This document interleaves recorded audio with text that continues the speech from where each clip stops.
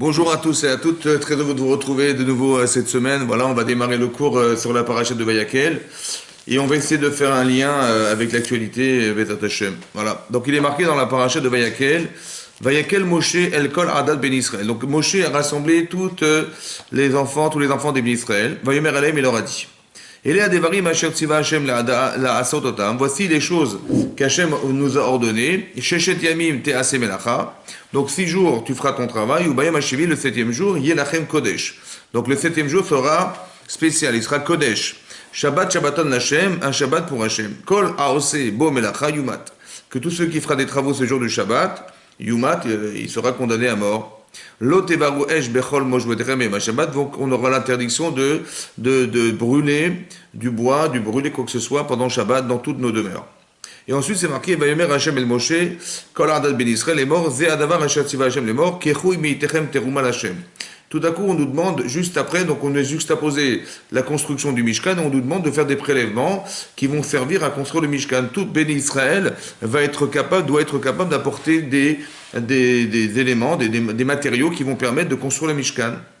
Et on a vu dans la paracha de Teruma, je ne sais pas si vous vous rappelez, on a vu dans la paracha de Teruma, donc on va reprendre la paracha de Teruma, qui se trouve donc dans donc deux parachutes auparavant. Donc on est au début de la paracha, on est exactement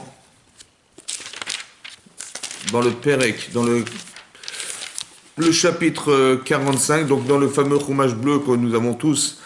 Normalement, j'espère. En tout cas, c'est dans le 25e chapitre, le passouk, le premier verset. C'est marqué Vaidaber Hashem el Moshe les morts, a dit Hashem à Moshe en disant Daber el Ben Israël vikrouli teruma. Vous prendrez pour moi une teruma, un prélèvement. Et Rachid expliquait vikrouli teruma, vous prendrez pour moi Rachid lishmi.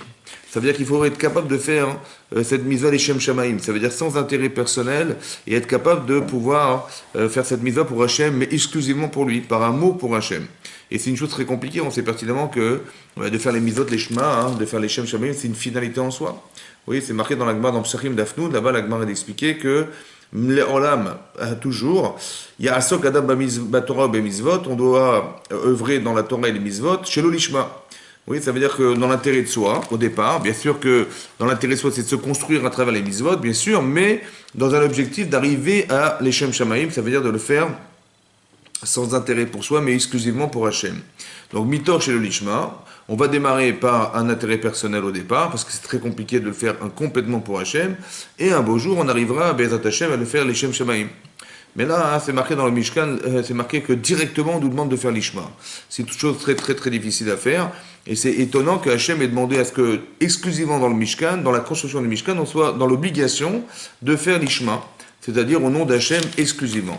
C'est aussi marqué un peu plus tard dans la Torah, Ve'asuli Mikdash, vous ferez pour moi un sanctuaire, et de nouveau, li Rachid li Amar, li l'Ishmi, ça veut dire il faut donc les prélèvements, on va les faire au nom d'Hachem, et la fabrication du Mishkan va se réaliser à travers une Nedava, un don de l'homme, de l'être humain. Donc on va faire des dons et on va être capable de faire résider la présence divine. Et de nouveau, Hachem dit Ve'asuli Mikdash, vous ferez pour moi un sanctuaire. Et de nouveau, on nous répète l'Ishmi en son nom. Donc il faut être carrément capable de pouvoir faire exclusivement pour Hachem. Alors pourquoi ici la question qu'on se pose d'abord, c'est le rapport qui existe entre le Mishkan, la fabrication du Mishkan et effectivement le Shabbat. Ça, c'est la question qu'on doit se poser. On nous demande de faire quelque chose d'exceptionnel, particulièrement exceptionnel, c'est de faire que les dons qu'on va devoir faire, il faut les faire l'Eshem Shamaim, ce qui est très difficile. Et pourquoi tout à coup, on nous demande de le faire l'Ishma exclusivement dans cette mitzvah? C'est marqué nulle part ailleurs qu'on doit faire les mitzvot, l'Ishma exclusivement, et là c'est marqué explicitement dans la Torah, Rachidi, Ve'asuli Mikdash, autant que Vikrouli Teruma, vous prélèverez pour moi une Teruma, et il faut le faire l'Ishma. Vous savez que la Gemara dans le Shabbat explique que c'est une Mishnah dans le 7e Perek, dans le 7e chapitre de la Masechet Shabbat.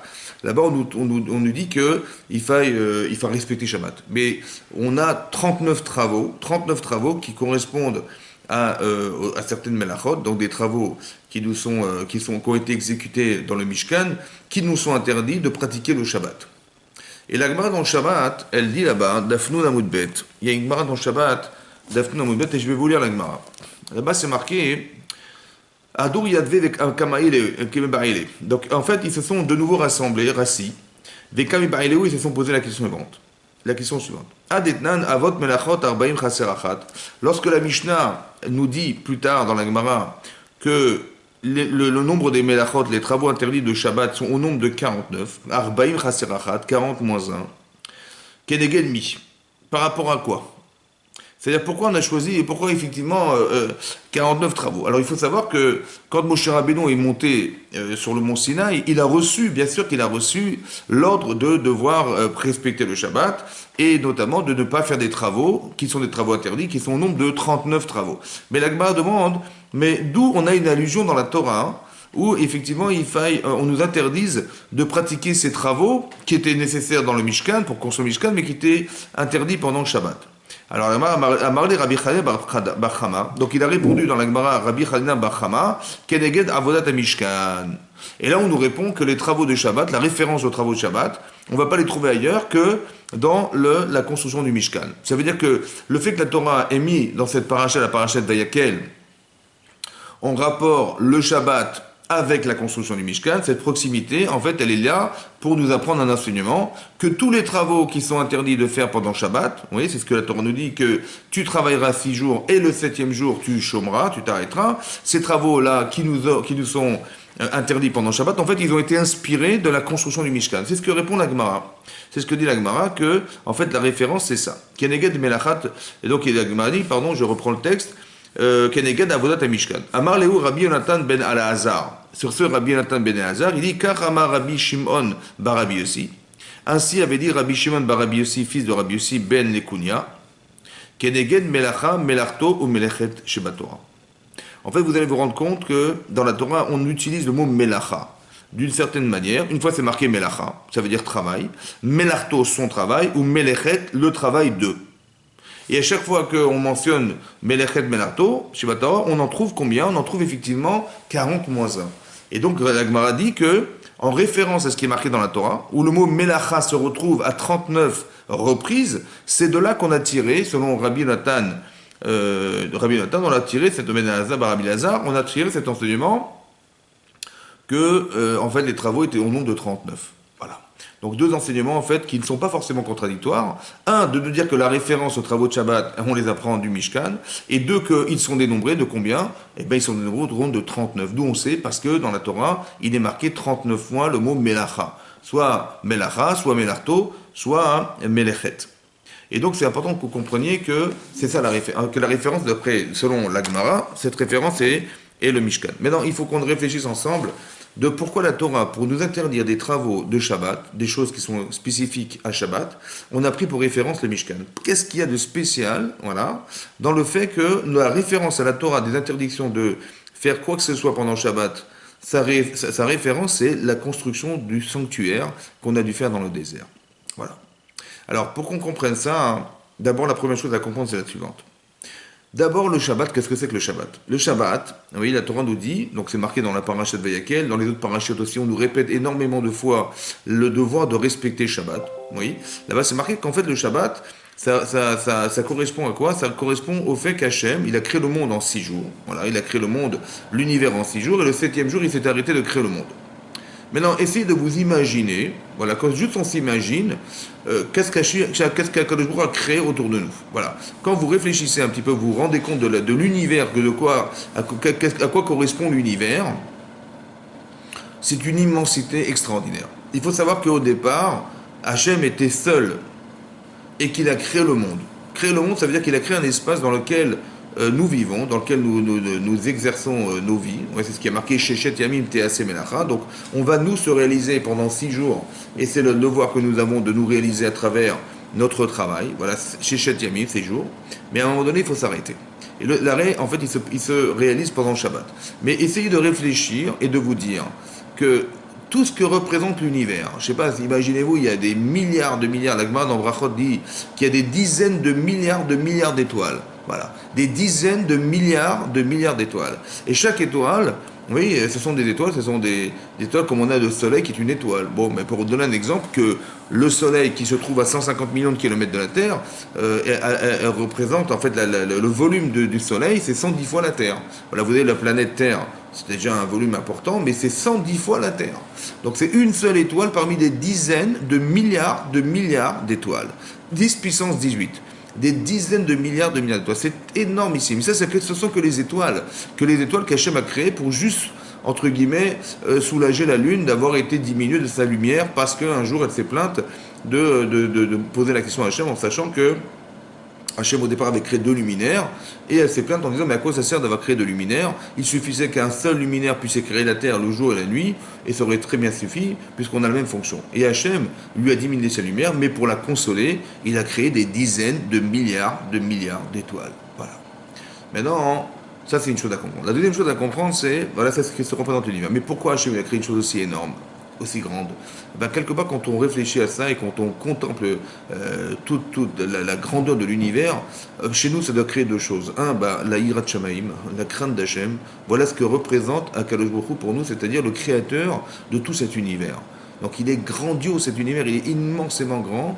Oui, comme ça on calcule scientifiquement et on se dit que en calculant la vitesse de la lumière, on a la capacité à déterminer le volume de l'univers et ça représente 13,7 milliards d'années-lumière, ce qui est énorme en soi.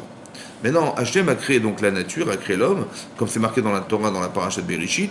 Il crée donc tout ça, et à la fin, le 6e jour, donc le fameux 6e jour de la création du monde, lorsqu'il a tout créé, il va créer l'être humain. Voilà. Et donc il va créer l'être humain, mais pourquoi il crée l'être humain à la fin? Pour 2 raisons, dit la Gemara. C'est une raison, la première, c'est de dire que Hachem un jour, il va créer le monde, et il va créer l'homme. Et lorsqu'il aura créé l'homme, il va montrer à l'homme, à l'être humain qu'il a créé, qui était Adam, il va lui dire, voilà, tout ce que j'ai fait, je l'ai fait pour toi. C'est-à-dire que vous imaginez, il y a un seul homme sur la terre dans l'univers, voilà, et Hachem, il lui a fait ce cadeau fantastique d'avoir créé ce monde pour lui. Ça veut dire que quelque part, on devrait être fier de savoir qu'Hachem, il a créé tout ça pour nous. Voilà, voilà la représentation de ce que Hachem reconnaît être la création du monde pour nous. Et ça, c'est quelque chose de très valorisant pour soi. Et donc, ça doit nous donner des forces et de se dire, mais Hachem, il nous aime à ce point d'avoir créé l'univers pour nous. Voilà. Ça, c'est une chose à comprendre. La deuxième chose, c'est que si on correspond à ce qu'Hachem attend de nous, parce que c'est un cadeau extraordinaire d'avoir créé l'univers pour nous, mais si ça correspond au projet divin, alors on peut se dire que effectivement ça valait la peine d'avoir créé, mais si on est, dit la Gemara, on est orgueilleux, on ne pense qu'à soi, on est dans un égoïsme profond, dans une ingratitude, alors Hachem va nous dire, si tu pensais que tu étais le centre du monde, alors sache que j'ai créé un moustique avant toi. Voilà. Que tu as été précédé par un moustique. Ça veut dire qu'au final, il a créé les animaux avant les hommes pour dire que si on est capable de pouvoir reconnaître le bienfait qu'Hachem nous a créé tout ça autour de soi, alors on va reconnaître le bien, tout ça c'est pour nous. Et si on ne reconnaît rien, alors effectivement on nous dira qu'un moustique a été créé avant nous. Donc, mais pourquoi je vous dis tout ça? Pour vous expliquer que rien ne peut se comparer à la création du monde. On est incapable de reproduire une chose pareille. Voilà. C'est-à-dire que si on devait réfléchir à cette immensité, à cette technologie extraordinaire, à cet équilibre de l'univers, de ce que Hachem a pu créer derrière, c'est tellement intelligent qu'effectivement on se dit que c'est forcément un Kadosh Baruch Hu qui l'a créé, c'est impossible autrement. Et d'un autre côté, on doit se dire que si Hachem au départ a créé un seul être dans l'univers, au départ, c'est qu'il a voulu dire une chose qui est unique en fait, c'est de nous dire que tout ça je l'ai fait pour vous. Voilà. Et tout ça, il l'a créé pour soi, et ça, on doit être reconnaissant de cette valeur. Maintenant, de ce rapport avec Hachem. Maintenant, autant il a créé pour Adam Arishon, autant Adam Arishon était unique, autant il faut se dire que nous-mêmes, nous sommes uniques. Il n'y a personne qui pourra nous ressembler, et personne qui pourra nous remplacer sur la terre.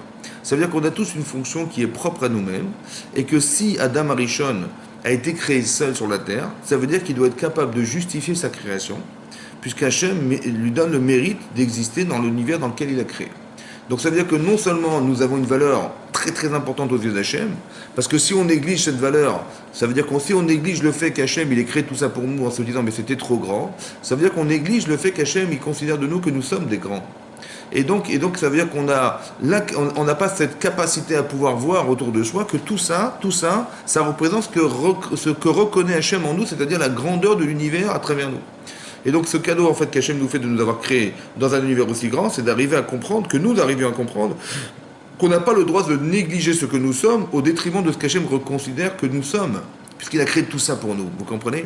Mais de la même manière qu'Hachem, il a créé un homme qui s'appelle Adam Arishon sur la terre, il a créé une seule femme qui était Chava. Ça veut dire que toutes les femmes qui sont qui ont chacune un visage différent, que chaque homme qui a en lui-même un visage différent. Il faut savoir que le visage représente ce que nous sommes, parce que le panim, c'est le visage, et c'est le pnim, c'est l'intériorité de chacun d'entre nous. Et cette valeur-là, on ne doit pas la négliger. Nous sommes uniques. Voilà. C'est un petit peu comme si que nous avions dans l'idée que nous étions des milliards de personnes sur la Terre. Effectivement, il y a des milliards d'habitants sur la Terre, 7,5 milliards d'habitants sur la Terre, mais personne ne se ressemble. Donc ça veut dire que nous sommes des unités concentrées dans une populace, mais que chacun il a un rôle qui lui est essentiel et propre. Et c'est ça qu'il faut, et c'est comme ça qu'on doit regarder l'existence. Tout ça pour soi-même. Ça veut dire que nous avons été créés à l'image d'Hachem, et que Hachem il a créé un monde que pour nous. Que pour nous. Et c'est ça qu'il faut reconsidérer. C'est-à-dire qu'on a une valeur extraordinaire aux yeux d'Hachem, et ça, on ne doit pas la négliger. Ça, c'est important. Maintenant, qu'est-ce qu'a fait Hachem? Donc, pendant 6 jours, il a créé le monde pour nous, et le 7e jour, il s'est arrêté. Voilà. Et on nous apprend dans la Torah, c'est Chachamim qui nous ont dit une chose pareille dans la Gemara, dans Shabbat, qu'il s'est arrêté. Et nous aussi, on doit s'arrêter. À un moment donné, il faut s'arrêter, et ça, c'est le travail que nous avons à faire en semaine, mais il faut stopper. Il faut être capable de s'arrêter le jour du Shabbat. Et que la Torah nous dit, on vient de lire dans la paracha de Vayakel, que celui qui va faire un travail interdit pendant Shabbat, il est condamné à mort, ce qui était très grave, très grave. Le Shabbat est essentiel. Le travail est essentiel dans la semaine, mais il doit se stopper le jour du Shabbat. Stopper le jour du Shabbat. Et la référence de la Torah, qui a été donnée à Moshe Rabbeinu, c'est le Mishkan, la construction du Mishkan. Pourquoi la référence aux travaux interdits de Shabbat, c'est le Mishkan. Quand est-ce qu'on a organisé la construction du Mishkan? Alors, on va regarder dans la paracha de Pécoudé. Vous allez ouvrir avec moi la paracha de Pécoudé. Et là-bas, c'est marqué la chose suivante. Donc, on est exactement dans... pour moi, c'est le Perek même. Donc, dans le 40e chapitre, on est Pasuk Aleph. Donc, le premier, si vous voulez, dans mon chumash, c'est page 572, le chumash bleu, le fameux chumash que nous avons tous, là, c'est celui que nous avons toujours eu. Et là, ici, on est dans le 40e chapitre, donc Pasuk Aleph. Vaïdaber Hashem el Moshe les morts. Donc, a dit Hashem à Moshe en disant, Bayom achodesh harishon, be'echad achodesh. Donc, on est le premier mois, du premier jour du premier mois de l'année. Takim et Mishkan ou al-Moed. Donc on nous a demandé de construire le Mishkan. Vesam Tacham et Aaron Aïdout. Donc là-bas tu placeras l'arche dans laquelle on a placé les débris de la Torah et les débris des tables de la loi et la Torah elle-même et les fameuses lois les tables de la loi. Vesachota et Aaron à Parochet. Et donc on va devoir couvrir cette arche sainte avec un couvercle. Ve'eveta et al-shulchan. Indépendamment de ce Aaron HaKodesh, tu placeras aussi le shulchan, la table. Ve'arachta et al-cho ve'eveta et al-menorah. Tu apporteras aussi la menorah. Ve'alita et nerotea. Et donc tu allumeras ces fameuses nérotes, ces fameuses flammes. Ve'ladata et al-mizbeach hazahav. Et aussi tu apporteras cet autel en or, recouvert d'or, en fait, qui était en bois recouvert d'or, l'iktoret, pour allumer les kétoret, l'ifne Aaron Aïdout, ve'samta et amassar petach la mishkan. Ok? Donc on voit que Hachem a demandé à ce qu'on construise le Mishkan. Mais quelle année il a demandé de faire ça? Il a demandé la 2e année après la sortie d'Égypte. Ça veut dire que on est déjà, si vous voulez, on a déjà passé 1 an dans le désert. 1 an de désert, ça veut dire qu'on est sorti au mois de Nissan. Le 6 Sivan, Hachem a demandé à ce que Moshe Rabbeinu rassemble tous les Israël dans le désert du Sinaï. Hachem s'est révélé. Il s'est révélé au peuple d'Israël en particulier et au monde en général, et il a dit 2 commandements qu'on a pu entendre. Il a dit Anochi Hashem Elokecha, je suis ton Dieu, Asher Hotzeticha Meretz Mitzrayim, qui t'a sorti d'Égypte, et il a dit Lo Yelecha Elokim Alpanai, tu n'auras pas d'autre Dieu que moi. Et on a été incapable d'entendre plus que ça, parce que c'était trop émotionnellement touchant, et donc Hachem, les Bnei Israël ont demandé à ce que Moshe Rabbeinu puisse entendre d'Hachem les autres commandements, les 8 autres commandements, et nous, on a dû entendre les commandements donc à travers Moshe Rabbeinu. Qu'est-ce qui s'est passé? Moshe Rabbeinu est monté donc sur le mont Sinaï le lendemain, donc le 7 Sivan. Il est resté 40 jours sur le mont Sinaï. Après ces 40 jours, donc on était en date du 17 Tammuz. Et là, cette date du 17 Tammuz aurait été un jour du rendez-vous avec Hachem, celui qui aurait été le rendez-vous, c'est-à-dire celui qui nous aurait permis de recevoir la Torah. Qu'est-ce qui s'est passé? On a vu la semaine dernière, on avait parlé de ça, que les Israël ont fait la faute du veau d'or. C'est-à-dire que la faute du veau d'or, ça veut dire qu'ils ont été capables de créer un objet, de fabriquer un objet qui était le veau en or. Et à partir de ce veau en or, ils ont fait une grande faute, c'est-à-dire qu'ils ont pensé, c'était ça la faute a priori du clan Israël, de devoir remplacer Moshe Rabbeinu par ce veau. C'est-à-dire qu'on va devoir de nouveau trouver un intermédiaire qui va pouvoir remplacer Moshe Rabbeinu. Dorénavant, il va falloir communiquer avec Hachem à travers ce veau d'or. Dans la Torah, c'est traduit comme une faute énormissime, et c'est la raison pour laquelle, dans la Torah même, c'est écrit que Hachem a dit à Moshe Rabbeinu, écoute, dorénavant, je vais détruire ce peuple, et je ferai de toi une nouvelle nation, une plus grande nation. Et Moshe a dû intervenir pour prier, et pour permettre aux Israël de continuer à vivre. Et donc,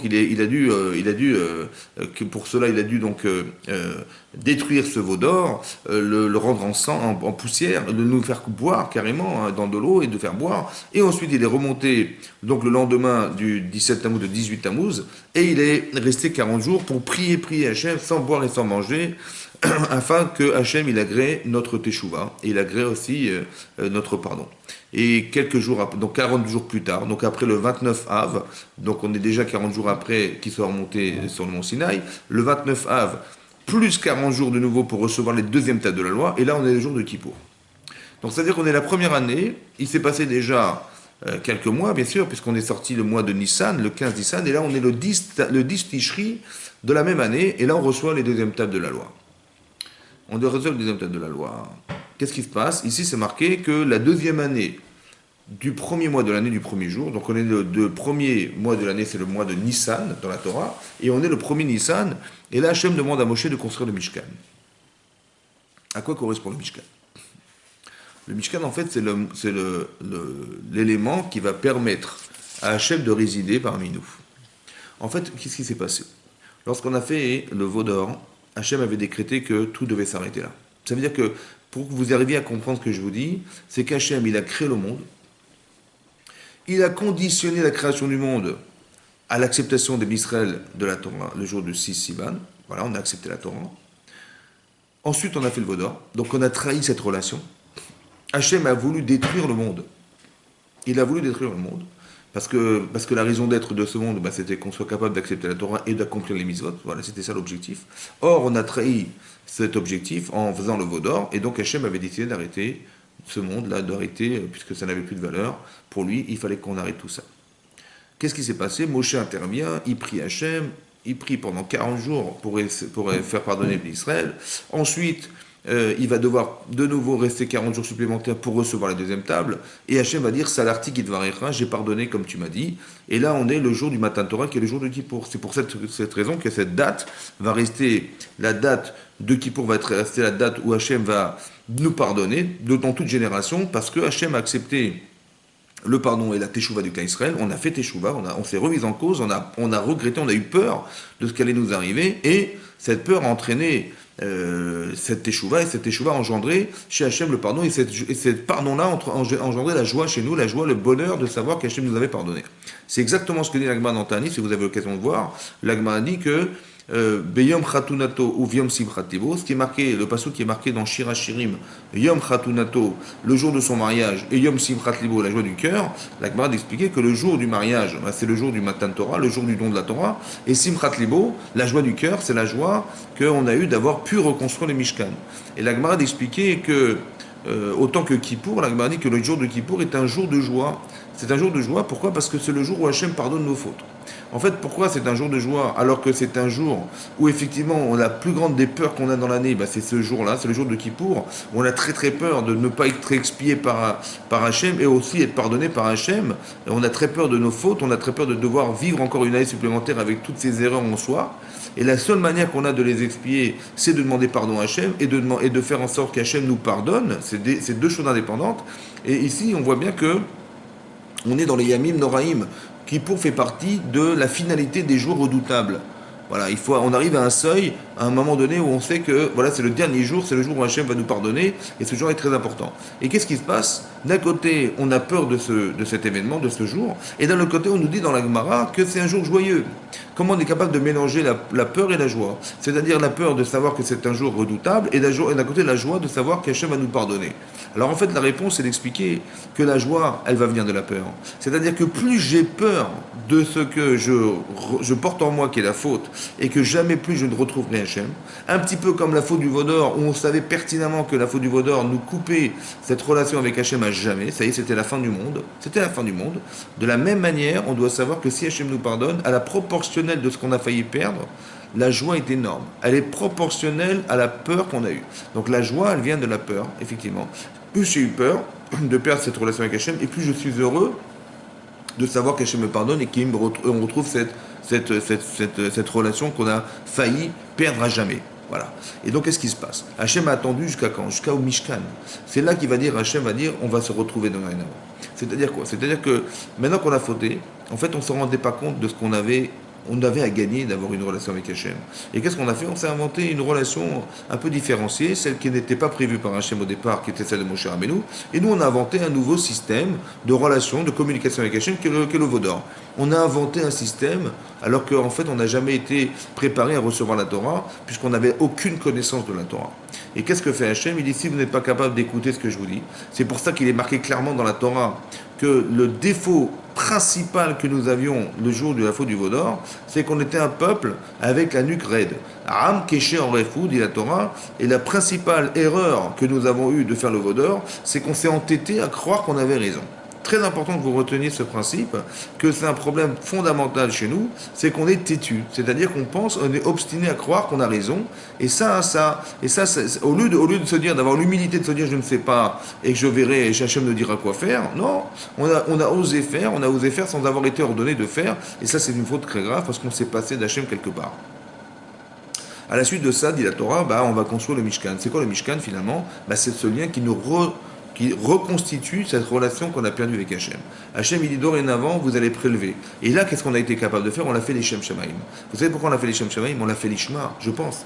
Parce que quelque part, lorsqu'on sait ce qu'on a failli perdre, cette relation était finie, elle était perdue, c'était fini. C'est-à-dire que tout ce qu'avait créé Hachem, imaginez-vous tout le monde entier, l'univers qu'il avait créé, il l'avait créé que pour nous. Et tout à coup, qu'est-ce qu'on se dit? On se dit, mais non, on va devoir se passer de celui qui est le créateur de la création du monde. On va faire en sorte que nous allons nous débrouiller pour arriver à communiquer avec Hachem autrement. Et ça n'a pas été ordonné. On se passe quelque part d'Hachem. Dès l'instant où vous êtes dans cette capacité à penser qu'on peut se passer de lui, quelque part, il va se passer une catastrophe, c'est-à-dire quelque chose qui est l'énergie qui nous fait vivre. En fait, c'est nous-mêmes qui, en faisant qu'on se coupe de la relation avec Hachem, on se coupe de l'énergie qui nous fait vivre. Essayez de comprendre ce système. C'est ça qu'Hachem est en train de dévoiler ici, c'est-à-dire que dès l'instant où on fait le veau d'or, on décide par soi-même à organiser un contact avec Hachem sans que ça ait été ordonné par lui, tout à coup ce lien est coupé, et donc c'est ça qui va se passer. Hachem il dit, si c'est comme ça, on détruit le monde. Comme si que le seul intérêt qu'avait Hachem de créer ce monde, c'est d'être en contact avec nous de façon permanente, et que lui, il accepte de l'être parce qu'il nous crée le monde pour nous, mais nous aussi, on doit être capable de l'être, c'est-à-dire de pouvoir être respectueux, en vérité, de la connaissance qu'on a d'Hachem et qui nous permet de communiquer avec lui, et ça, c'est important. C'est-à-dire qu'en fait, comme si on avait manqué de quelque chose, on avait manqué d'accepter que Hachem est le roi de l'univers. Et quand on a cette vision de tout ce qu'il a créé, on a la crainte d'Hachem. Quand on voit tout ce qu'il a créé pour nous, on a l'amour d'Hachem. Et cette force de relationnelle, émotionnelle avec Hachem, elle doit être présente. Et quand on a cet amour pour Hachem, et quand on a peur de voir casser cette relation, alors on fait attention à ce qu'on dit et à ce qu'on fait. Voilà. On a peur de se tromper, on a peur de décevoir Hachem. La hirat shamaim. Et si on avait eu un peu plus d'hirat shamaim, on ne se serait pas permis de faire une chose sans avoir son accord. Ça, c'est un petit peu l'idée que je vais vous développer. Et qu'est-ce qui se passe? Hachem dit, dorénavant, vous avez fait teshuva, mais en vérité, ce qui était important pour Hachem, c'est qu'on a la conscience de ce qu'on a failli perdre. Tout à coup, on se rend compte, parce que c'était un désastre, la faute du veau d'or. On a failli tout perdre, vous imaginez. Et là, Hachem nous a pardonné, comme si on avait retrouvé notre raison d'être, et grâce à Dieu, on a retrouvé Hachem. Ça, c'est énorme. Et Hachem dit, cette conscience, vous l'avez, dorénavant, on va pouvoir construire quelque chose ensemble. Et donc, Hachem demande à ce qu'on se construise le Mishkan. Et qu'est-ce qui va se passer? On va construire le Mishkan. Quel rapport y a-t-il entre le Shabbat et le Mishkan? Hachem va demander donc à Moshe Rabbeinu de nommer quelqu'un qui va être, lui, le constructeur du Mishkan. Qui est cet homme? Alors, dans la paracha de Vayakel, c'est marqué comme ça.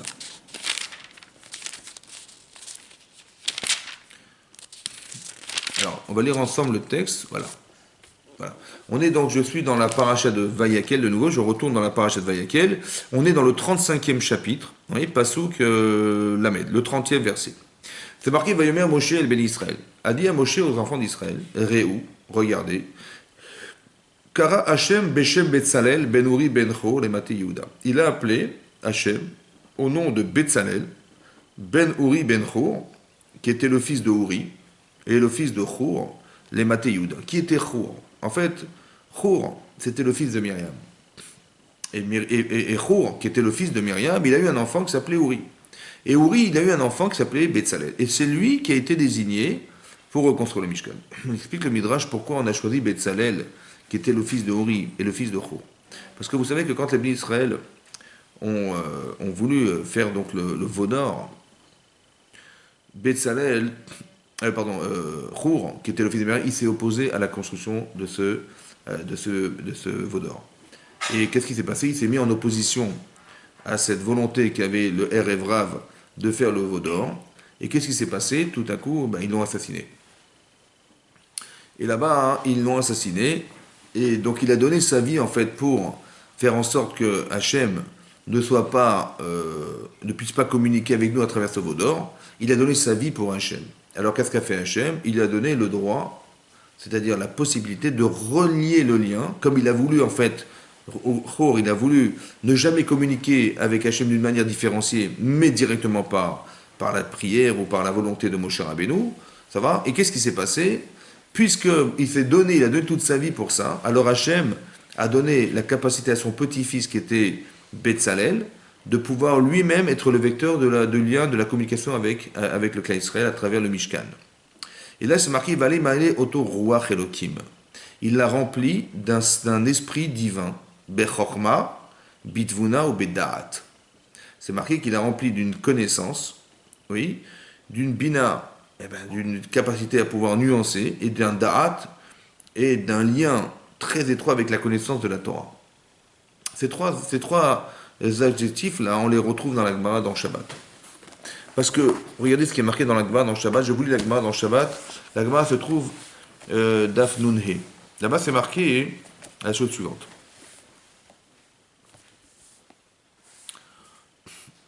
Voilà, c'est marqué comme ça.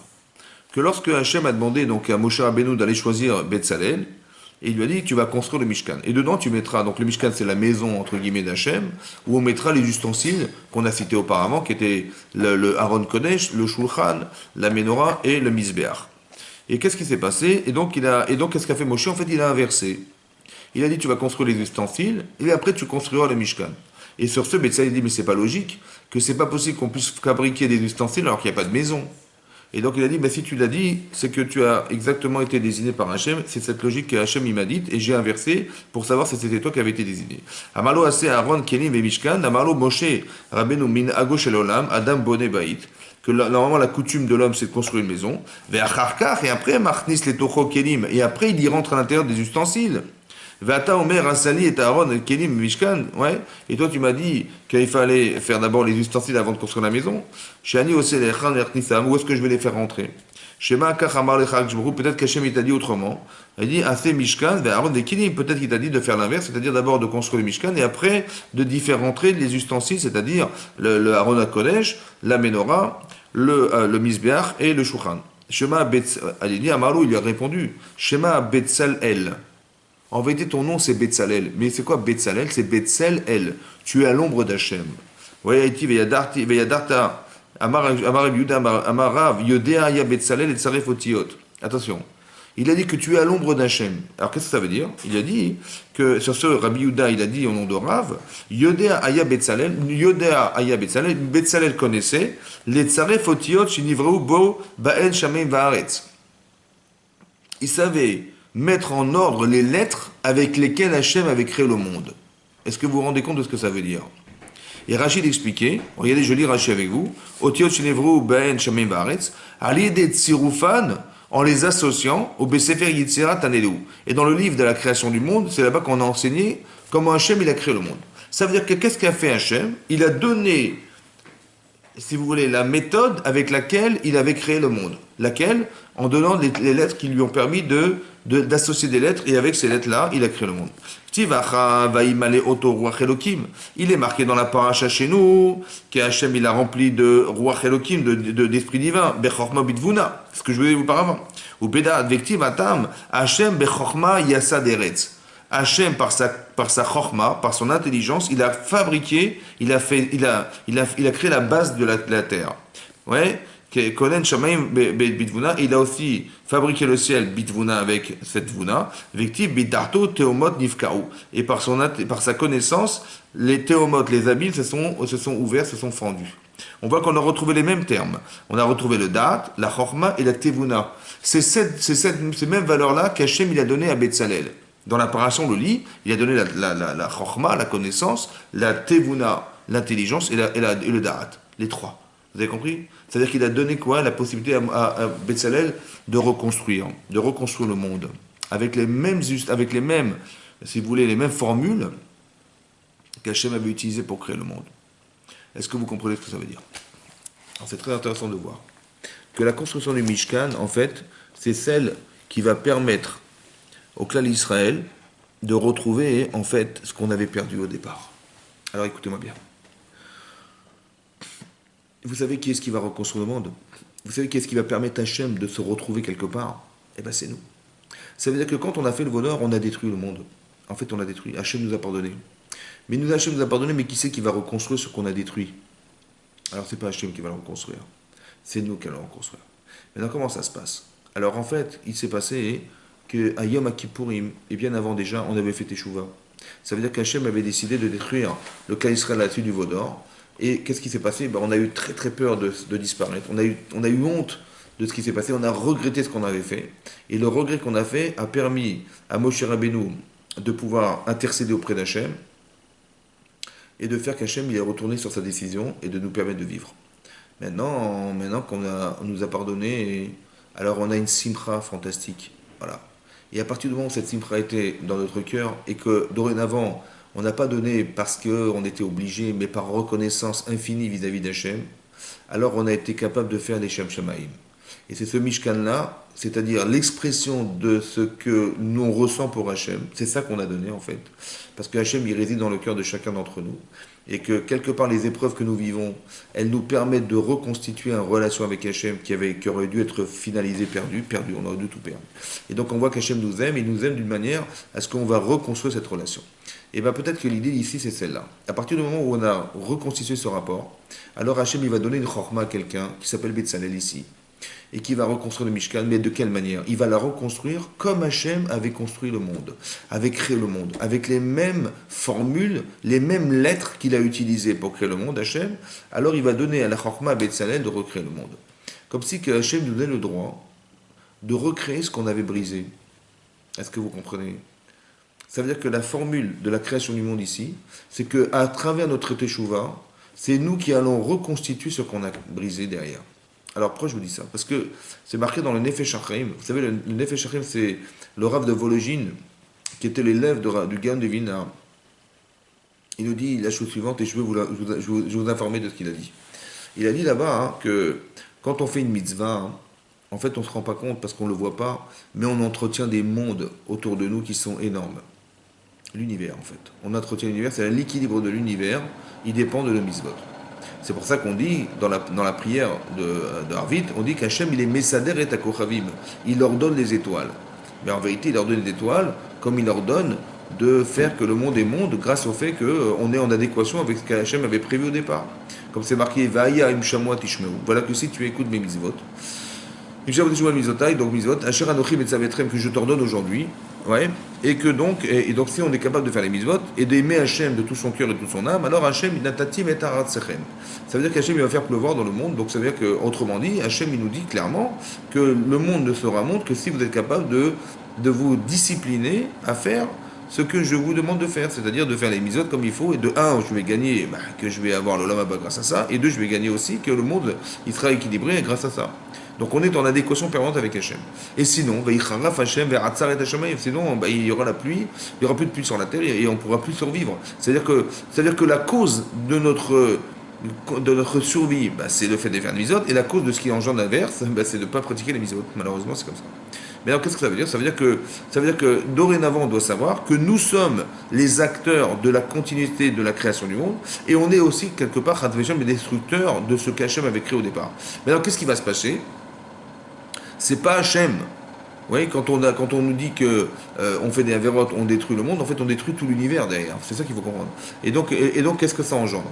Le fait qu'il y a un déséquilibre astral, un déséquilibre astral, hein, parce que là, il ordonne à Hachem les étoiles parce qu'on veut, mais qu'elles sont dans le désordre, les étoiles. Ça veut dire que le monde, il est déséquilibré. Et ben, ça se retrouve sur la Terre aussi. C'est-à-dire qu'il y aura un déséquilibre sur la Terre, la planète, qui dépend essentiellement de l'équilibre de l'univers. Et donc, cette faculté à faire qu'il y ait un équilibre ou un déséquilibre dépend de nous. C'est ça qu'on nous a dit. C'est ça qu'on nous a dit. C'est donc, qu'est-ce qui va se passer? C'est que, en fait, quand on va demander à Betzalel de reconstituer le Mishkan, et à l'identique de la formule avec laquelle Hachem a créé le monde, c'est de lui nous expliquer que le Mishkan est un petit monde, et le petit monde qui représente le monde dans lequel on vit, qui va permettre à Hachem de résider, on lui demande de retourner dans le monde qu'il a en fait créé derrière. Et lui s'était retiré de ce monde et on lui demande de revenir dans le monde. Assouli Migdash, fabriquez-moi un Migdash, et Shachanti Betoram, je résiderai parmi eux. Ça veut dire qu'Hachem, il va devoir de nouveau être heureux de retourner dans le cœur de chacun d'entre nous, dès l'instant où on a été capable d'avoir la conscience de pouvoir le remettre à l'intérieur de soi. Comment j'ai eu cette conscience? Parce que physiquement, j'ai été capable de donner de moi avec amour pour Hachem, et Hachem réside dans mon cœur, parce que ce que je donne à Hachem, c'est l'expression de ce que je ressens pour lui, et Hachem réside dans l'intérieur de ce que je suis.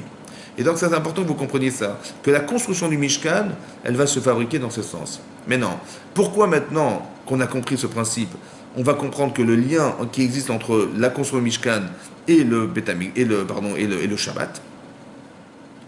Parce que Hachem, il a créé le monde en 6 jours. Et le 7e jour, il s'est arrêté. Nous, vous savez ce qu'on va faire? On va créer le monde. Ce monde, on va le créer en 6 jours. Ça veut dire que maintenant qu'on est capable de savoir qu'on a retrouvé ce lien avec Hachem, en reconstruisant ce Mishkan, avec la formule que Hachem avait utilisée pour créer le monde, on va le donner, cette formule, on va la donner à Betzalel pour reconstituer le Mishkan. Mais le Mishkan, c'est en fait le vecteur essentiel. C'était pas le Vaudor qu'il fallait faire, c'était le Mishkan qu'il fallait faire. C'est ce Mishkan qui avait été ordonné par Hachem et par la Chorma qu'Hachem il avait donné à Betzalel qui permettra de créer le lien entre nous et Hachem. Voilà. C'est un petit peu le Beth Amikdash, c'est pareil, le Beth Amikdash c'est ça. C'est le lien en fait. Nous on a pensé qu'il fallait créer un lien évidemment.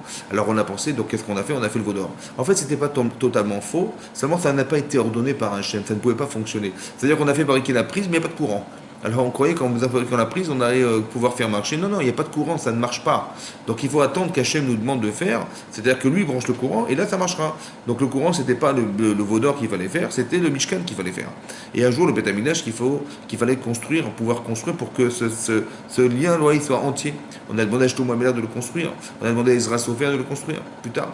Donc vous avez compris qu'il faut être ordonné pour que ça fonctionne.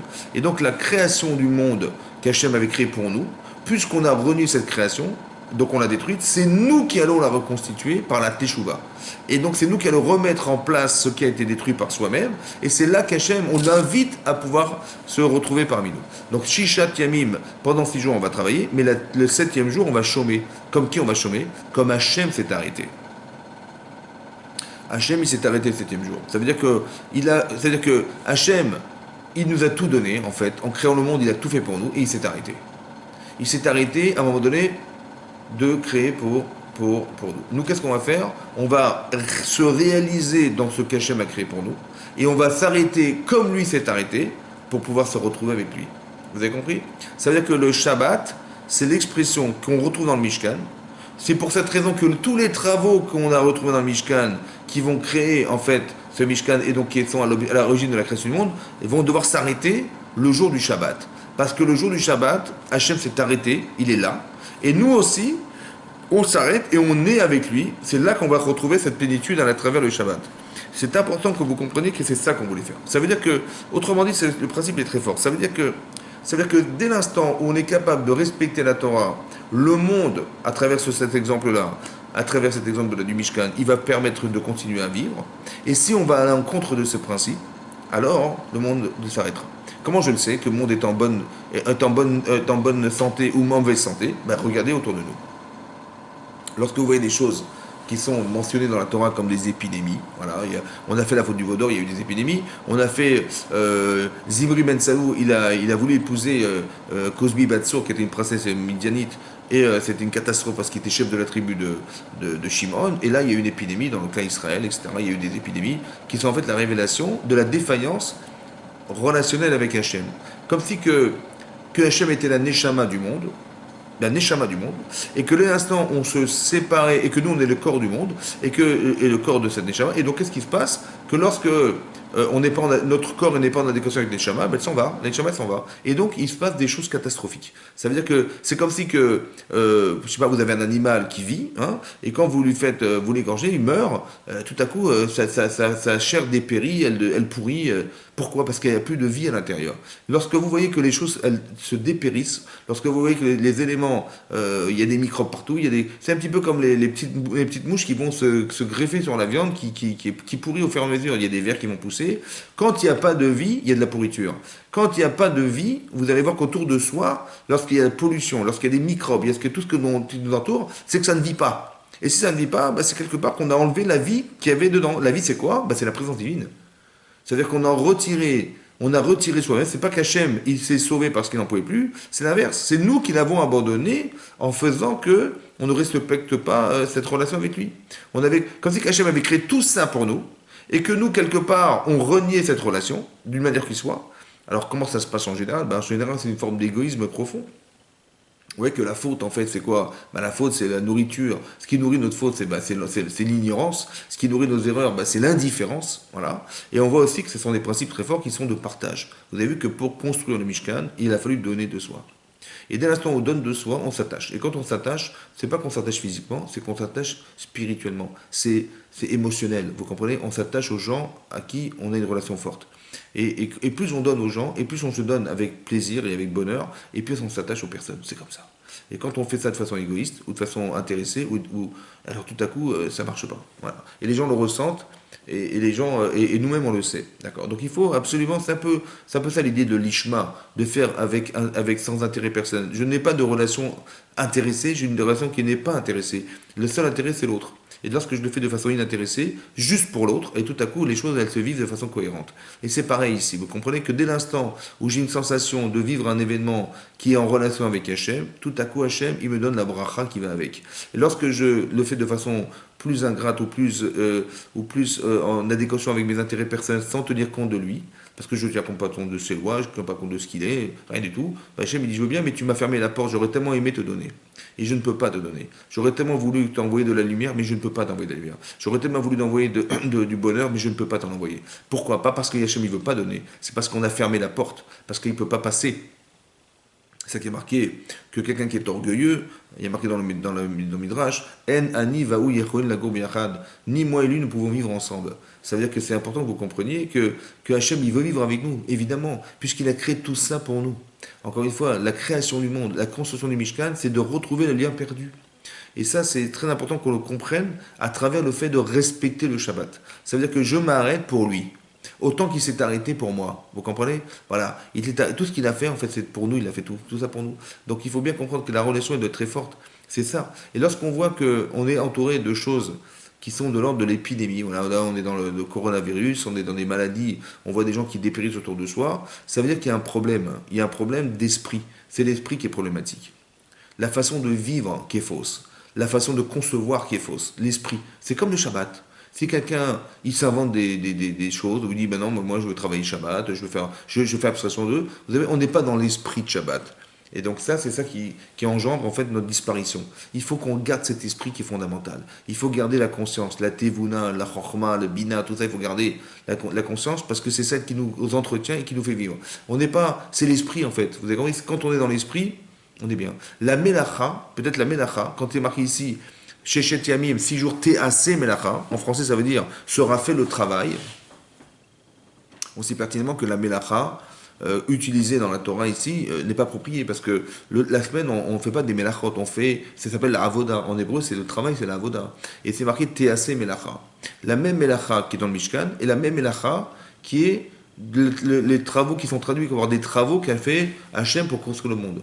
Il est marqué dans la Torah, donc c'est marqué Yom HaShishi. Vaïchulu Hashem Varetz Vechol Seba. Donc le sixième jour ont été finalisés le ciel et la terre.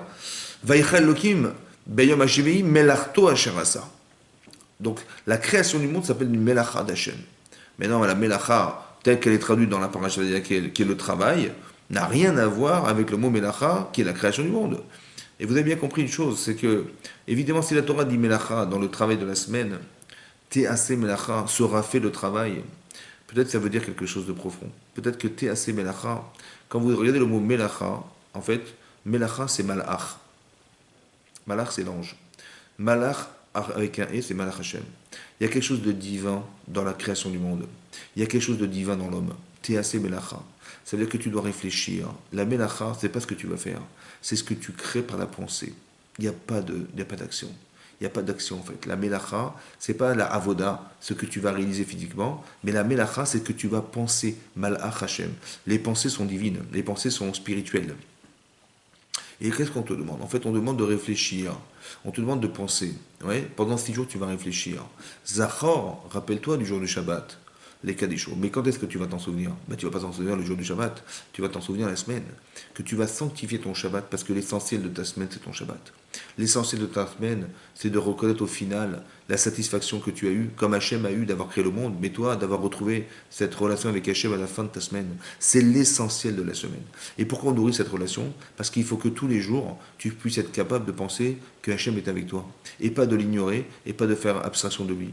Et on voit que, quand vous regardez un petit peu l'actualité, et vous avez la cause de la raison d'être de tout le virus qui nous entoure, en fait, aujourd'hui, on dit que c'est un virus qui vient de Chine, un virus qui vient de la consommation d'animaux vivants, d'animaux qu'on ne peut pas consommer, vivants. On n'est pas seulement concerné nous-mêmes, parce que, évidemment, on ne mange pas de serpents, on ne mange pas des chauves-souris, c'est interdit, mais même les non-juifs, en fait, ont une interdiction de consommer des animaux vivants. C'est marqué Ever Minachai, des animaux vivants, on est dans l'interdiction. Or, on voit bien, les gens, qu'est-ce qu'ils font? Ils prennent des animaux, carrément, ils les mettent à bouillir dans de l'eau chaude, ce qui est une chose effroyable. Donc, la souffrance occasionnée, l'indifférence à la souffrance sous prétexte de pouvoir consommer des choses qui sont au détriment de la souffrance des autres, ça pour nous c'est impossible. Autant qu'on ne peut pas consommer des animaux pareils. Mais ce que je veux dire par là, c'est qu'on ne peut pas rester indifférent à tout ça. Et le fait qu'on laisse les choses se faire, que nous qui sommes des gens responsables, on laisse les choses se faire, en fait, qu'est-ce qui se passe? En fait, à travers l'interdiction de consommer des animaux pareils, en fait, on engendre qu'on accepte que le monde puisse se réaliser comme on veut. Vous comprenez? C'est pas grave. Hachem a ordonné des choses qui ne doivent pas se faire. Et nous, on pensait qu'il y avait une autre logique. La logique, ça peut être une logique de plaisir, une logique économique, une logique, commerciale, mondialiste. Voilà. En fait, on s'est rendu compte que lorsqu'on a changé les modèles de la création du monde, comme de faire, de nourrir des vaches avec de la graisse, voilà, parce qu'on s'est dit que on a besoin il y a de plus en plus de monde sur la Terre, il y a un vrai commerce à vendre de la viande aux habitants de la Terre, c'est un vrai business. Et qu'est-ce qu'on a fait? On m'a dit, plutôt que d'en donner de l'herbe, donner de l'herbe aux vaches et donner de l'herbe aux poissons, oui, on va les gaver, on va leur donner de la viande à manger, de la graisse à manger. Et effectivement, si on donne de la graisse, ils vont être beaucoup plus gras et plus rapidement gras. Et donc on aura des animaux gras plus rapidement et donc on va pouvoir commercialiser tout ça. Et on s'est rendu compte que ça détériorait carrément la nature et qu'on s'est rendu compte que ça crée des maladies et qu'en fait elles nous ont atteints jusqu'à aujourd'hui. Donc en fait, on se rend compte d'une chose, c'est un petit peu la faute du veau d'or, vous comprenez? C'est un peu la même chose, c'est-à-dire qu'on fait un peu à sa tête, on fait un peu ce qu'on veut. Hachem, il a créé des choses, on n'en tient pas compte et on fait sa petite sauce, sa petite recette. Et en fait, on se rend compte qu'on ne respecte pas Hachem. Comme on n'a pas respecté Hachem lorsqu'on a fait le veau d'or, on a fait des choses qui étaient peut-être intelligentes, c'est vrai, mais elles n'ont pas été ordonnées. Ça ne marche pas. Et en fait, on voit qu'on est en train de détruire la planète parce que pour des raisons économiques, pour des raisons personnelles. Et les raisons économiques, elles sont des raisons individuelles, individualistes. On voit aujourd'hui que de plus en plus on trouve de l'égoïsme. C'est-à-dire que les gens qui sont les dominants de ce monde, en fait, ils créent des produits, on fait marcher des usines à fond, et en fait on pollue la terre, et les grandes nations polluent la terre, et au détriment de ceux qui vont vivre demain. Ça veut dire qu'on n'est plus dans le chesed, dans la faculté à se dire que tout ce qu'on fait c'est dans l'intérêt des gens, mais dans l'intérêt de soi. Et c'est vrai qu'on produit, donc on se dit, ben, on fait quand même pour que les gens vivent, mais en fait on se rend pas compte qu'on est en train de polluer la terre.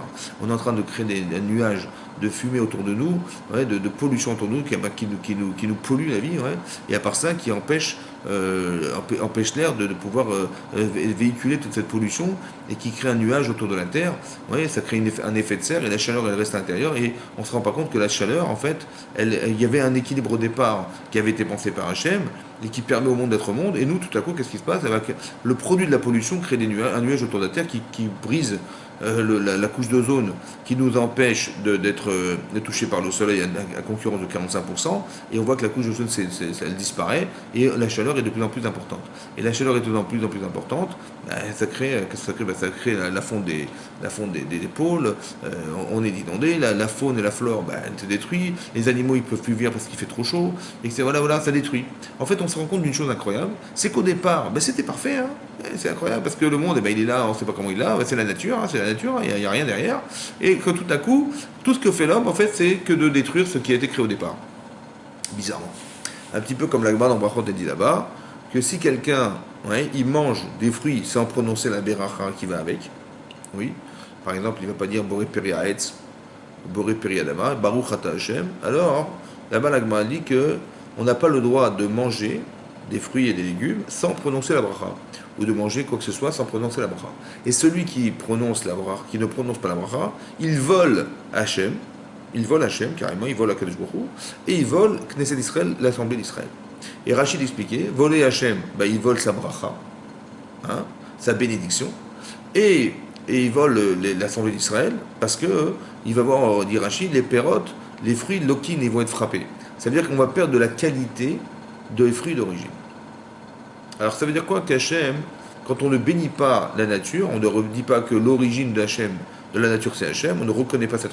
Alors on vole la bracha d'Hachem. Qu'est-ce que c'est que voler la bracha? Est-ce que voler la bracha, c'est voler ce qu'on aurait dû lui dire? Voilà, parce que je n'ai pas prononcé la bénédiction, je lui ai volé cette bracha. Mais voler ce que je n'ai pas dit, ça s'appelle un vol, vous croyez? Est-ce que je n'ai pas dit quelque chose, ça s'appelle voler? Non.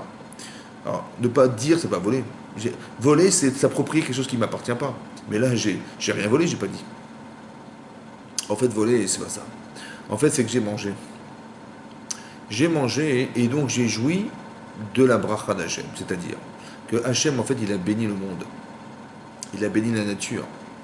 La bénédiction, c'est toutes les molécules qui permettent à la terre et au monde d'exister. Quand Hachem, il a béni les fruits, il a donné des vitamines, il a béni les animaux, on a eu des protéines, etc., etc. Donc tout ça, c'est la bénédiction Hachem. La résultante de la manifestation qu'elle alimente sur nous, c'est la bracha, la bénédiction qu'Hachem a mis dans la nature. Et qu'est-ce que je fais? Moi, je mange et je ne reconnais pas. Je ne dis pas Baruch. C'est quoi Baruch? C'est que la source de ce qui m'amène comme protéines et comme vitamines à travers le fruit et la nourriture que je mange, elle vient de toi, Hachem. Baruch ata Hachem, béni sois-tu. La bénédiction, la source de ça, c'est toi. Et ça, je ne reconnais pas. Donc je lui vole, en fait. Je mange et je ne reconnais pas. Je mange, je jouis de ce que je fais, je grandis avec, je grossis avec, je vis avec et je ne reconnais pas. Je lui vole cette bracha qu'il m'a donnée. Et le seul intérêt qu'avait Hachem de nous la procurer, c'est de pouvoir le faire qu'on soit reconnaissant. Et cette reconnaissance, elle nous permet de se lier avec lui. Et donc, qu'est-ce qu'on a fait? On a mangé sans. Qu'est-ce qui va se passer? La Torah dit, non seulement j'ai volé Hachem parce que je ne reconnais pas ce qu'il m'a donné, mais en plus, je me rends compte que les pérotes, les fruits, ils vont se détériorer. On va perdre de leur qualité. Pourquoi c'est comme ça? Vous savez pourquoi? Parce que quand on refuse de reconnaître qu'Hachem est là, il se retire quelque part, entre guillemets, et donc les pérotes, elles ne vivent pas. Mais deuxièmement, je pense que le plus profond, c'est ça. C'est qu'en fait, je ne me rends pas compte, je crois que c'est la nature. Moi, je crois que la terre, elle tourne, tout pousse, les arbres, ils poussent tout seuls, les fruits poussent tout seuls, tout va pousser tout seul. Bon, ce qui est bizarre, c'est que c'est intelligent. Ce qui est bizarre, c'est qu'il y a quelque chose d'extraordinaire dans la création de tout ça.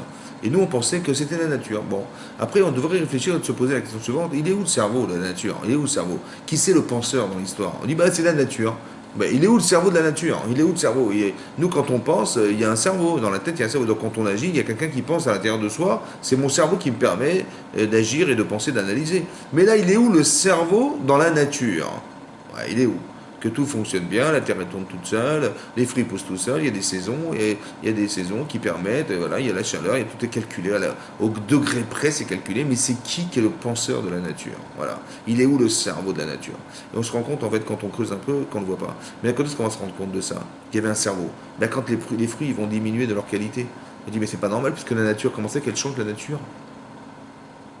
Comment la nature se révolte? Qu'est-ce qui se passe? Il est où? Elle est où la révolte? En fait, on se rend compte qu'il y avait un créateur. Et lorsqu'on n'a pas respecté le créateur, on n'a pas respecté la nature. Et quelque part, on n'a pas respecté le créateur derrière. Donc Hachem, qu'est-ce qu'il fait? Pour qu'on se rende compte que, en fait, il y a un problème, au lieu de nous détruire, il nous enlève un petit peu de ce qu'on avait. Et c'est là qu'on se rend compte qu'au final, c'était lui. Vous comprenez? C'est ça. On a volé Knesset Israël. On a volé les habitants de la terre. Les Israël, c'est l'habitant des Juifs de la terre. Comme, non seulement nous, on se prive de la qualité des fruits en reconnaissant pas la bracha, mais on prive les autres avec. Vous avez compris que l'égoïsme, en fait, n'est pas seulement lié à soi, mais lié aux autres. C'est que quelque part, lorsqu'on fait quelque chose qui est de l'ordre ici, de la mondialisation, de tout ce qui se passe dans le monde, la pollution qui existe, en fait, comme si on est arrivé à un seuil où Hachem, ça pouvait plus durer. Et donc, qu'est-ce que fait Hachem? Il envoie des épidémies, des choses comme ça qui nous touchent, en fait. Et c'est que par la peur qu'on va pouvoir réagir, ce qui est effroyable, mais c'est comme ça malheureusement. Et donc qu'est-ce qui va se passer? En fait, on se rend compte que nous, on a détruit. Alors vous savez ce qu'on va faire? On va faire un peu comme le Mishkan.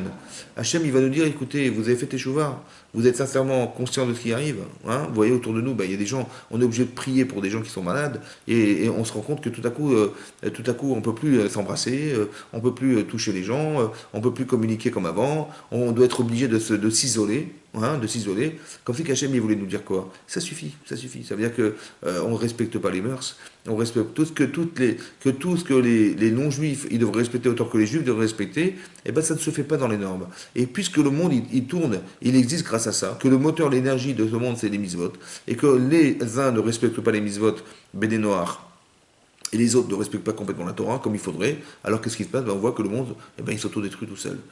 Parce qu'au départ, il faut savoir qu'au départ, Hachem, il avait conditionné le monde par l'esprit de ce que doit respecter dans la Torah. C'est comme ça.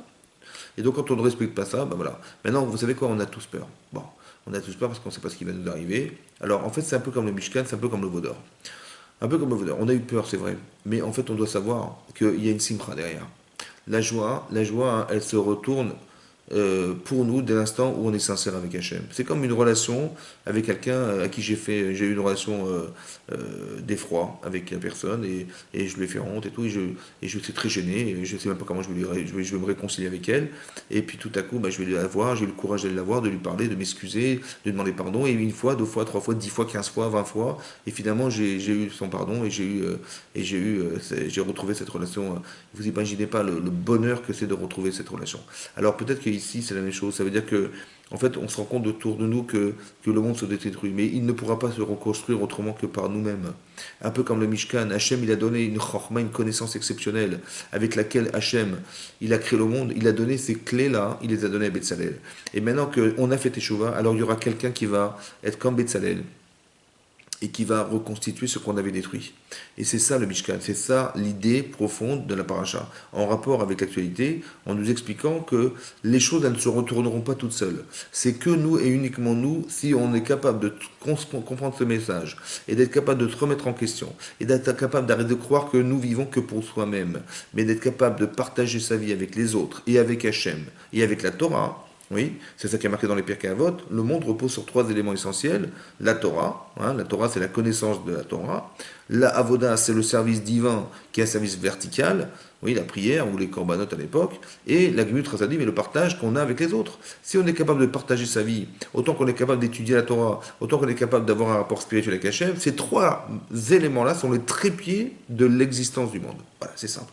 Que si j'en enlève un des trois, le monde n'a pas raison d'être. Si j'enlève la Torah, mais je suis très sympa avec les gens, et j'ai un rapport très étroit avec Hachem, il n'y a pas de Torah, ça ne sert à rien. Si j'étudie la Torah, et j'ai un rapport très efficace avec les gens, et très, très sincère avec les gens, mais Hachem n'est pas là, ça ne marche pas. Autant que Hachem est là, la Torah est là, mais il n'y a rien pour l'exprimer, il n'y a personne en face, il n'y a pas de personne avec qui communiquer, ça n'a pas de sens non plus. Vous comprenez que ces trois éléments sont fondamentaux. Il faut exister. Exister, ça veut dire d'étudier, ça veut dire d'avoir un rapport avec Hachem et d'avoir un rapport avec les autres. C'est ça, exister. Et exister à l'extérieur de soi. Et donc ça, c'est important qu'on le retienne. Et c'est ça qui va faire que, Bezrat Hachem, les choses s'arrêteront. Et que de la même manière que ça a été créé par nos erreurs, ça va être reconstitué par soi. Comme si qu'il fallait se réconcilier avec Akadosh Baruch Hu pour qu'il remette de l'énergie positive dans la vie et dans la vie en général, pour faire que le monde redevienne ce qu'il a toujours été, c'est-à-dire quelque chose de vivant. Et là, on voit que ça se détruit comme si que le monde mourait un petit peu autour de nous, et qu'il fallait qu'on ait que ce ne soit pas un moment de désespoir, mais de se dire que le désespoir va amener à l'espoir, l'espoir que tout va se reconstituer, mais juste qu'on ait la conscience de ce que je vais vous dire. Il faut reconstruire ce Mishkan, il faut reconstruire cet endroit où Hachem résidera. L'endroit où il va résider, c'est nous qui allons le reconstruire, et c'est là qu'Hachem va se nouveau résider. Ça dépend que de nous. Et on espère aussi que Hachem, le Mashiach pourra revenir, évidemment comme ça a été prévu, que par les Teshuvah du clan Israël, on va reconstituer le Mishkan, c'est-à-dire le Beth Amikdash, et qui descendra du ciel directement, et que Bezat Hashem, le Mashiach le reconstruira, et qu'on retrouvera cette plénitude qui a toujours été dans la nôtre, mais tout ça dans la conscience qu'Hachem existe. Tout ça dans la conscience. Et donc, voilà, le message, j'espère qu'il va passer, que, effectivement, la construction du Mishkan, c'est la nôtre, c'est nous qui l'avons reconstitué, et c'est que comme ça qu'Hachem résidera parmi nous. C'est à nous de reconstruire cet espace dans lequel Hachem résidera, mais cet espace, il est essentiellement non pas à l'extérieur, mais dans notre cœur déjà. Voilà, dans notre cœur, et que Hachem nous aide, Bézat Hachem, à ce que le fait qu'on prie, le fait qu'on respecte les autres, le fait qu'on respecte la pudeur, le fait qu'on respecte tout ça, ce sont des lois qui ont été décrétées par le gouvernement, il faut plus s'embrasser, il faut plus toucher, il faut choses qu'on n'aurait jamais imaginées, et tout à coup, les lois en fait qui ont été dictées par le gouvernement, ce sont des lois que la Torah nous a demandé depuis longtemps de respecter, de ne pas manger n'importe quoi, de faire attention aux autres, de prier pour les autres, d'être comment dire, vigilant vis-à-vis des autres, hein, c'est ça qu'il faut se passer, c'est ça qu'on n'a jamais, qu'on a toujours négligé un petit peu, et ça qu'on doit reconstituer, et ces lois-là, en fait, malheureusement, on est obligé de les conserver parce qu'on nous envoie des virus. Alors, on va arrêter tout ça et on va prier Hashem, on va dire, voilà, on a très bien compris le message et on va faire des chouvas, on va mettre en cause tout ça et dorénavant, on prendra sur soi de respecter les autres et que l'empathie qu'on a tout à coup aujourd'hui parce que le monde est en train de se détruire, eh ben, que ça nous fasse réfléchir et se dire que dorénavant, ça sera toujours comme ça. On a toujours cette solidarité, cette conscience des autres, qu'on soit religieux par religieux, c'est pareil. On est tous touchés par les mêmes virus et on ne peut pas y échapper. Donc la seule manière d'y échapper, c'est pas d'essayer de trouver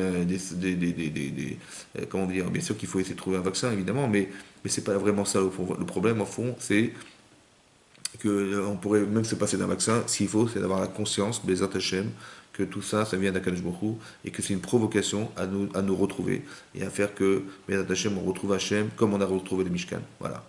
Alors je vous souhaite à tous une bonne semaine, Bezat Hashem, et que les choses elles s'arrangent, et que si on est confiné, ça soit pour le Tov, et qu'on puisse réfléchir et à bien méditer, et même réécouter les cours de Torah pour pouvoir s'y inspirer. Bezat Hashem. Allez, Chazak Baruch. Je vous souhaite une bonne semaine et qu'on se retrouve la semaine prochaine. À très bientôt. Au revoir.